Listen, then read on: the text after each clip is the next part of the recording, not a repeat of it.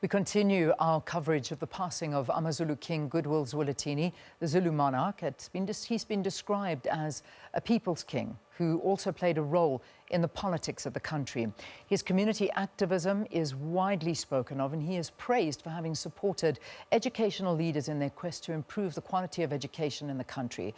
But to get a little bit more of an understanding on his role in the political space, the National Chairperson of the ANC, Gwede Mantashe, joins us now just to tell us a little bit about this. Chairperson, thank you. It's great to have you on the program. Morning, Leon. We've heard a lot. We've seen that a lot of ANC members and leaders, particularly in national government and in the provincial KZN government, have been going to the family, paying their last respects. But let's get a message from the ANC following the passing of the AmaZulu King from you. The first thing is to pass our deepest condolences, heartfelt sorrow to the family and to the nation that a king has left. And one of the things that many people do not remember is that it's a second king within the last 6 months, which is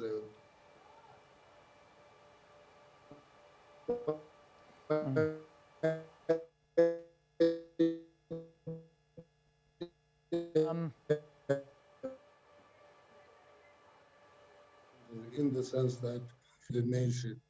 And when we visited him, when we elected leadership of the ANC, we visited him.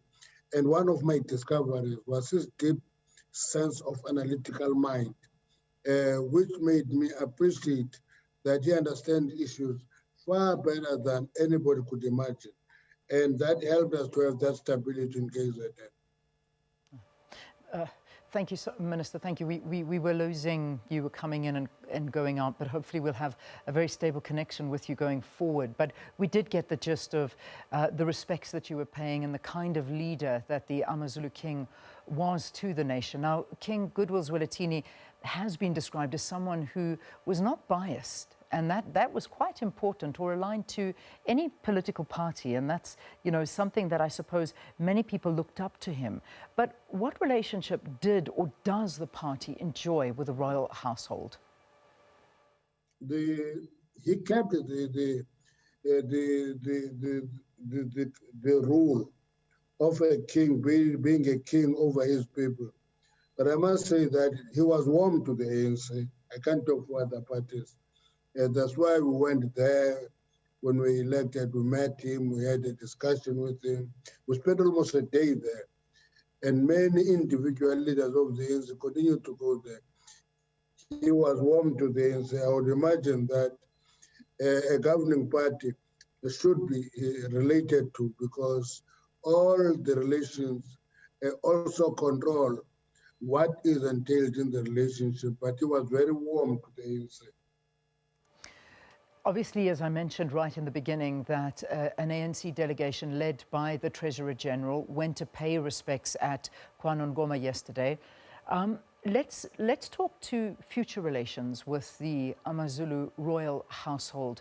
The President bestowing a Category 1 funeral. Obviously, this will now be a memorial service as opposed to the Category 1 funeral because of the COVID regulations. But let's talk about the relationship going forward with the royal household. Our desire is to have warm relations with all the royal households. That's what we want to. Because a tense relationship with the royal household is a tense relationship with that particular nationality. And it is important for us to keep ourselves open and warm to all the nations in the country. And we'll keep our relationship warm with the Zulu household. And it will require a maturity on the side of the household as well, to be able to maintain the relationship. Our view is that we should try work on warm relations with the king of AmaZulu, so that we have a good relationship with the nation. The king is also said to have played a role in the struggle for democracy. So let's get your understanding of this and the lead up to democracy and what role. I mean, he had been the leader of the nation and the king of the nation for 50 years. So he truly has been at the forefront of a changing South Africa. Yes, he has been. If you would have spoken to him, you'll find that he had owned his patches of tense relationship with politics.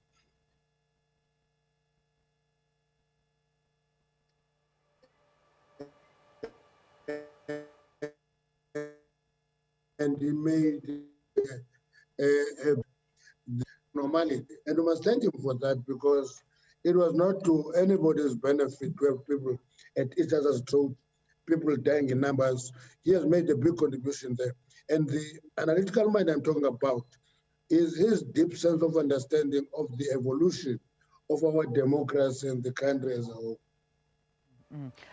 Just as we sort of come to a bit of a conclusion, we talk to the fact that there's always been some criticism against the ruling party and government for treating the AmaZulu King somewhat preferentially compared to others. Let's get your thoughts on this one. The reality is that is far from truth. That is not the truth. The only difference is that you'll find out that relationship is firm because there's one king of AmaZulu. You'll find out that relationship will be equally firm with one king of AmaVenda. But when you come to the Eastern Cape, you find 6 people being kings. Now there's the 7th one. So in dealing with them, you can't think that when you have one child, is the same as having 7 children, because you try to satisfy all of them, and it's a big family. And that doesn't mean that there's any biasness.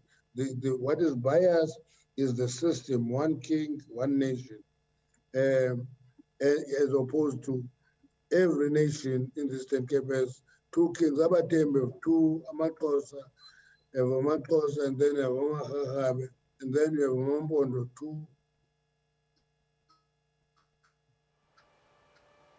The connection that we're having is just such it is very frustrating, I have to say, because we keep on losing the minister there as he's talking to us. But it looks like that picture has completely frozen now. I'm not sure we can actually go back to it. Minister, are you able to hear us? I'm looking at the corner of my eye because I can see him over there. The relationship and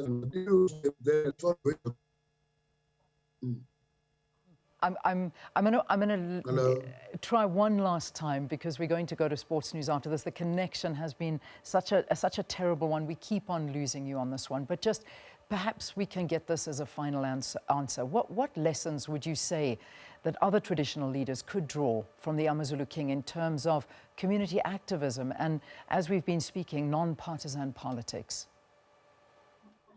Ability to be among the people. For a king to be among the people, for a king to appreciate that he has a responsibility to lead and manage the situation.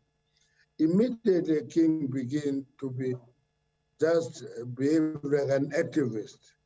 Everything runs loose because the king plays a role that he should not be playing. He has the people, he has a council, he has people who must run around for him and talk for him. But he must keep his feet among his people. That brings about stability. And I think that lesson is quite important for me. All right, let's leave it there. ANC National Chairperson talking to us here about the late Zulu King that has, of course, passed away last week, King Goodwill Zwelithini. We will obviously see that he is going to have a burial on Wednesday evening. A big memorial service is planned for him on Thursday. All of these details are emerging through the week, and we're also learning about the cultural significance that the royal family has played in both the political sphere of South Africa and, of course, that cultural sphere. So we'll continue to do that as we move along. Right.